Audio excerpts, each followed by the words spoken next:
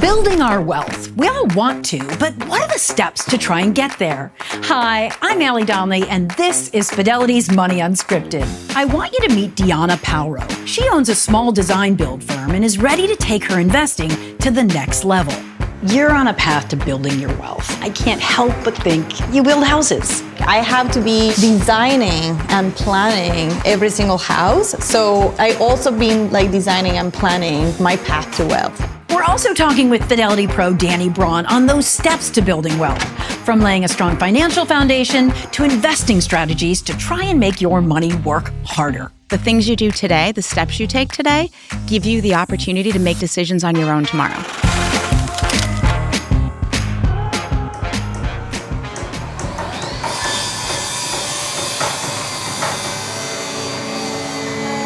I feel incredibly passionate about what I do.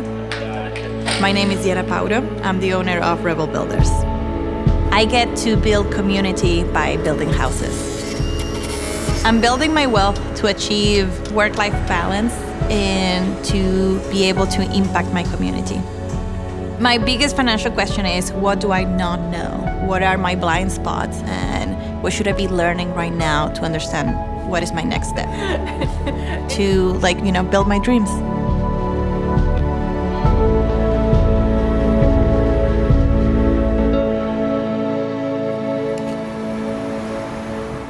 When you think about everything you're building, how does it feel? I feel incredibly passionate about what I do, and I feel motivated every day to be better.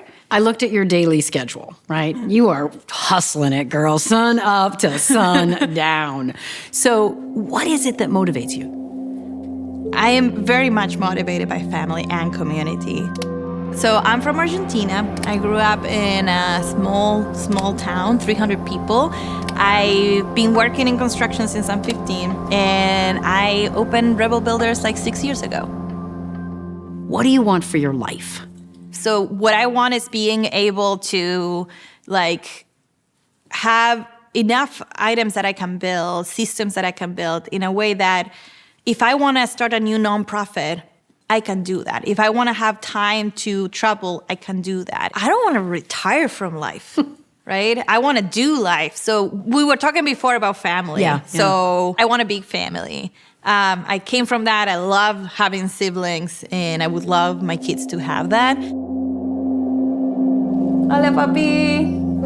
Hola, ¿cómo andas, Lita? Muy bien. You had said that one day perhaps you'd want to retire to Argentina. Retirement feels so far away, but I have this fantasy of being old on my parents' vineyard in Argentina. I've seen that for my grandparents. They were living, their life, just the best life. They were just playing cards, going on walks, drinking wine, just making marmalade. And it was such a beautiful thing to see. And I just feel that's paradise. So yeah, I would like to retire in Argentina. How do you see the role of money to help those things happen? To me, financial success is being able to have a fulfilling life without having to be worried about money, but also not losing yourself in the process. Diana laid her financial foundation by living intentionally below her means with strict budgeting and savings. Once that was on track, she slowly started to build her investments. This is my second house, and it is my new investment. She buys and renovates homes to build a real estate portfolio. Because this is my house, I can do a lot of the work myself, and that saves me a lot of money. She invests in a small business 401k for her and her team's retirement savings. I'm glad I have smart people in my team. And she's an investor in her parents' vineyard in Argentina. One thing she hasn't done is open a brokerage account to invest more broadly in the stock market. What's a challenge? What's holding you back?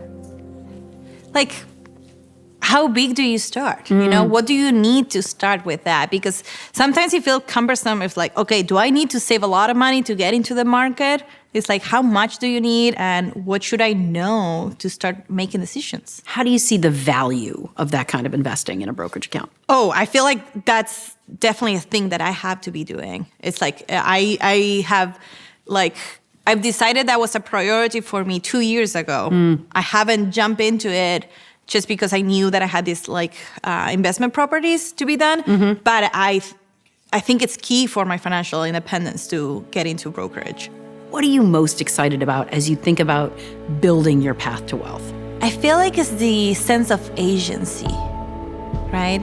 That I can actually design my life. I can have control on how I want it to develop and how I want to be able to have this pour over, this domino effect on everything around me. It's it feels so empowering.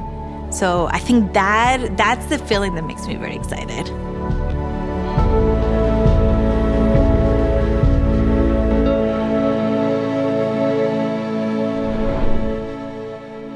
It's so cool to see the way she's designing her life.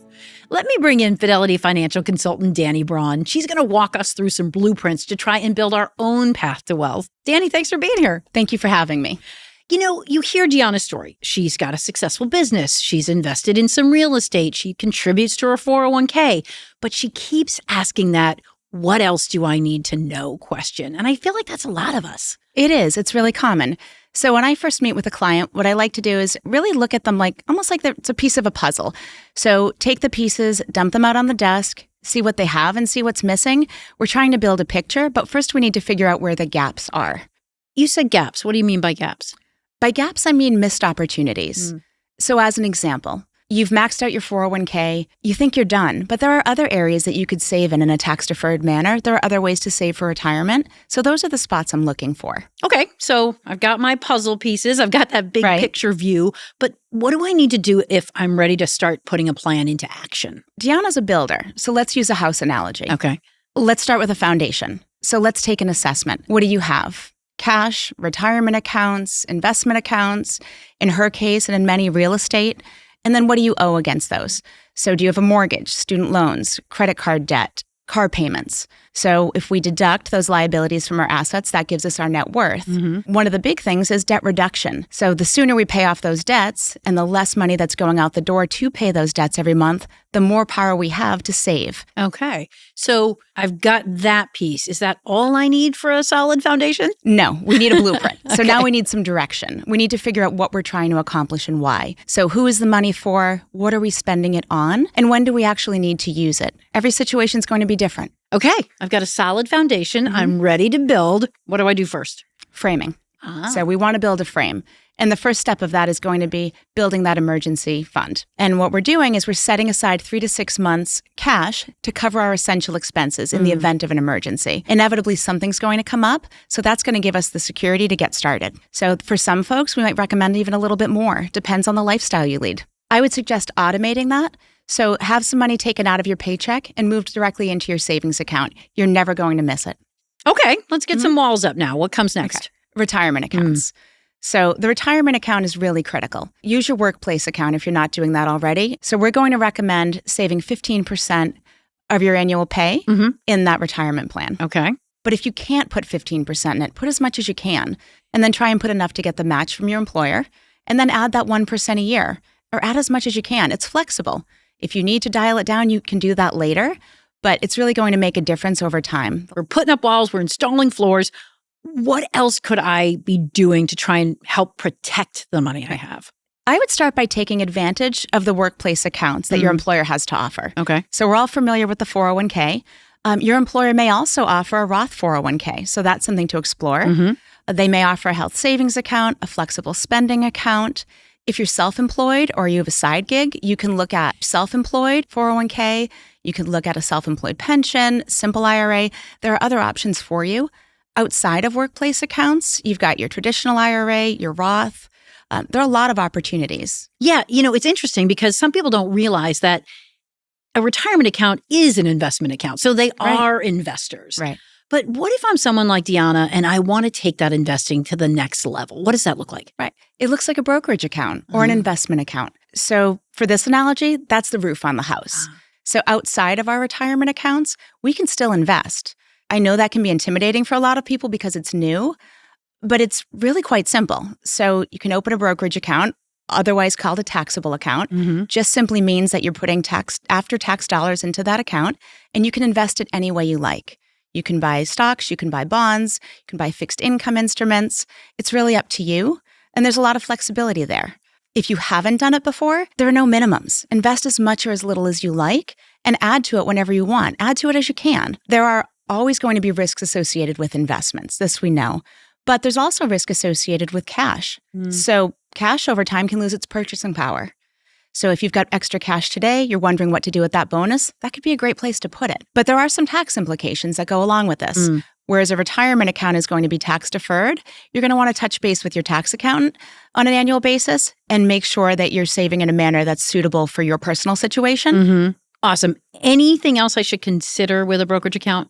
A couple things. When you're trying to decide who to use or where to open a brokerage account, take a look at fees. What does the company charge to do it? Do they have minimums? If you're looking at mutual funds, what do those funds cost? They all come with different associated fees. Do your research. Okay. Anything else? I would say when you're thinking about investing as well, if it's an area that's new to you, it can be really intimidating. So take some time. There are so many different research opportunities online, so many tools available. At Fidelity, there are so many different educational opportunities. If it's something that you're interested in and you have the time to spend and that's how you want to spend your time, please, by all means, take advantage of everything there is to offer. If you're someone that isn't interested in that direction, but you know it's something you want to do, you can use something as simple as a target date fund. Those are funds that are on what's called a glide path. And that path simply, over the course of time, based on the date in that target date, becomes more conservative as it approaches that date. So there are different ways that you can create a diversified portfolio without feeling like you have to invest a lot of your own time. Okay. For Deanna and a lot of people, that intimidation factor is a big thing. You know, they think of the stock market as this like, I don't know enough. I don't have enough. You know, you talked about the education and kind of overcoming the intimidation factor. But then there's Deanna's question and a lot of people's questions like, well, I don't know. Do I have enough to invest? So how much do you need to have to really get in there? You can invest as much as you like. You can also buy something called fractional shares now. So if there's something that you want to invest in, but the price point for that share is high, you can buy a part of a share. So there really is no barrier to entry anymore. Excellent. I feel like we've got a really solid house. We've got walls, we've got floors, we've got a roof, we've got a frame, we got a foundation. If this house is anything like my house, it's a little bit needy. What do we have to do for upkeep and maintenance? So this is really important. So like anything that's important, your house, your health, your car, we have to do maintenance. So we want to make sure at a minimum we're doing an annual review. We want to make sure everything is up and running, that we are putting care where it needs to be done, that we're taking a look at our goals and making sure everything still aligns, because those are going to change. Just like your needs of your family are going to change, we might need to modify those investments to make sure that they're staying on track. Danny, this has been such a good conversation. If somebody's walking away from it and you want them to have some key takeaways, what would you want those to be? I would tell you to prioritize your savings. Remember that investing can be a path to wealth.